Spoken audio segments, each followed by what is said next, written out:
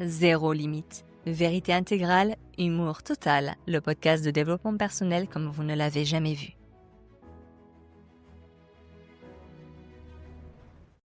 Aujourd'hui, je vais vous parler d'une découverte planétaire. L'interprétation de signes foireux. On assiste à une véritable déferlante de traducteurs certifiés en langage de l'univers. C'est une technologie mentale fascinante qui permet de transformer une simple coïncidence physique en une injonction divine de rester vautré dans son canapé. Le marché du signe est extrêmement rentable car il lui offre un service unique, la déresponsabilisation totale par le biais de la métaphysique de comptoir. Si ton ordinateur portable plante, ce n'est pas parce qu'il a 8 ans et qu'il est saturé de malware. Non, c'est l'univers qui t'envoie un signe clair. Tu ne dois pas envoyer ce mail de prospection, car le succès pourrait altérer tes vibrations. C'est le génie du concept. Plus tu es incompétent ou lâche, plus tu peux prétendre être en hyper-connexion avec des forces supérieures qui valident ta stagnation. On est passé du libre arbitre à la dictature du clin d'œil cosmique, où chaque grain de poussière devient un oracle qui t'ordonne de ne surtout rien foutre. Il faut que je vous raconte un truc que j'ai vécu cette semaine. En tant que mentor de conscience, je vois passer des dossiers, mais là, on est sur un niveau ceinture noire. Attention. J'ai une cliente qui veut du coaching. Elle est motivée, elle a le budget, elle a les problèmes, tout est prêt. Elle écoute un de mes audios pour valider son choix. Manque de bol, ce jour-là, j'avais mis la clim. Parce que oui, en Thaïlande, sans clim, tu finis en flaque d'eau en 3 minutes. Et le son, un peu moins pur. On entend le léger ronronnement du moteur. Et là, c'est le drame. Elle m'envoie un message.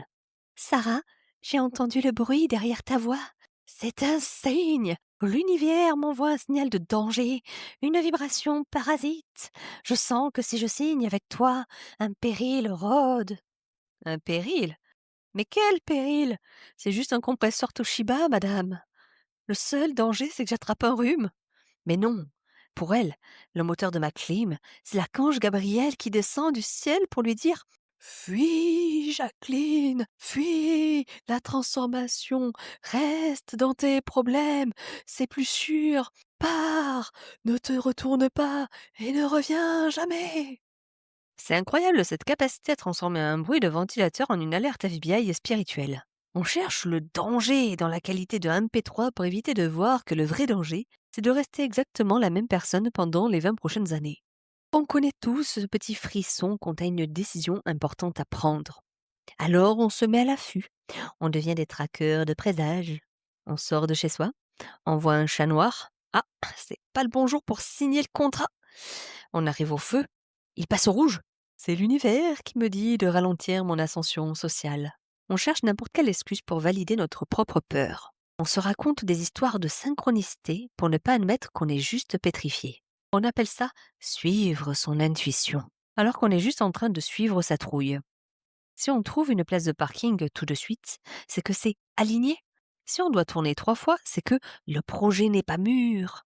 On traite le destin comme une application de livraison de pizza.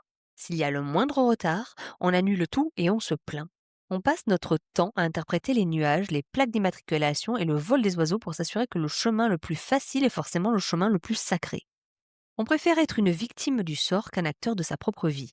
Parce qu'au moins la victime, elle n'a pas besoin de justifier ses échecs, hein, puisque tout est écrit dans le bruit d'une clim. Bon, maintenant il est temps de poser les cartes sur table. Votre obsession pour les signes, c'est la forme la plus sophistiquée de l'auto-sabotage. En tant que mentor, je vais vous dire une vérité qui pique. L'univers n'a pas de temps à perdre à faire grésiller mes audios pour vous empêcher d'évoluer. Si vous voyez un signe de danger dès qu'un obstacle mineur se présente, c'est que ce n'est pas de la clairvoyance, c'est de la lâcheté déguisée en spiritualité. Vous utilisez le mystique pour protéger votre ego. Vous cherchez des excuses à l'extérieur pour ne pas affronter la résistance à l'intérieur. Le seul signe que vous devriez écouter, c'est votre propre stagnation. Si vous avez besoin que tout soit parfait, le son, la météo, l'alignement des planètes et l'humeur du boulanger, pour passer à l'action, alors vous n'êtes pas un chercheur de vérité, vous êtes juste un touriste de la conscience. La souveraineté, c'est d'avancer même quand le son grésille, même quand le vent souffle de travers, et même quand l'univers semble se foutre royalement de votre gueule et de votre confort. Alors arrêtez de chercher des messages dans votre café ou dans les bruits de fond de vos mentors. Le seul signe valable, c'est votre envie de changer, confronté à votre peur. Si ça résiste, c'est que c'est là où il faut aller.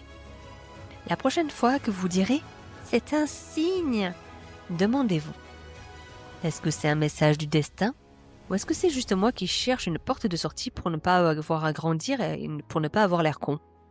L'univers ne parle pas à travers les climatiseurs. Il répond à ceux qui agissent malgré leurs doutes. Donc reprenez le pouvoir sur votre discernement et arrêtez de déléguer votre destin à des bêtises monumentales. Soyez le maître, pas l'interprète de vos excuses.